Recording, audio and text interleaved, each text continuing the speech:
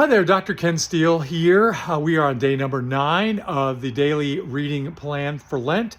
And so in this passage, we are looking at Matthew chapter 5, verses 43 to 48. And in this passage, it is Jesus talking about loving your enemies. He starts by saying, you've heard it said, or you've heard the law said, love your neighbors and hate your enemies.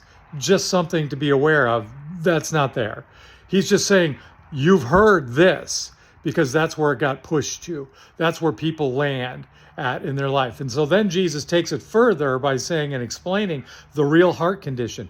I tell you that you ought to love your enemies and to pray for those who persecute you. Because what good is it for you to love only those people who love you back? Even the pagans do that. You need to be different.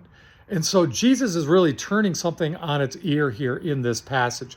And I love it, what's going on in this passage, because Jesus is forcing his hearers who are living in religious persecution, living in persecution under the Romans, who take advantage of every single situation they have. And the people there didn't like them. Their Messiah was supposed to overthrow the Roman government, was supposed to throw out these religious persecutors, get rid of them. That's why there was such a misconception of who the Messiah was supposed to be.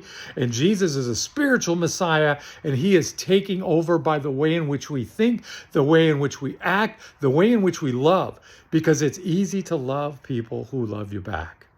It's easy to love people just like you. You know what's hard? Loving those who are not. People who are not like you. So think about it. In that first century, you're occupied by the Romans. They are running your country. They shouldn't be there. They think differently. They act differently. They're barbarians. They're horrible people. That's kind of the way they looked at them. They were unclean. And Jesus is saying you need to love your enemies. Because why? He's telling you that because it builds up to be perfect, because your God in heaven is perfect.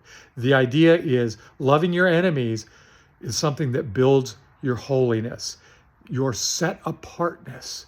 This is something that transforms your heart, and only a transformed heart can love their enemy and pray for those who persecute them.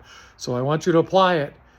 Maybe you're in a political arena where you don't like what's going on. Are you praying for people you don't agree with? Are you praying for people like that? Are you loving your enemies?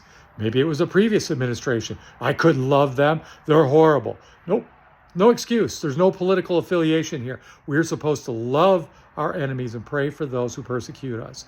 That is a way to holiness. That's what sets us apart. We don't need to be like the rest of the world. We need to be different.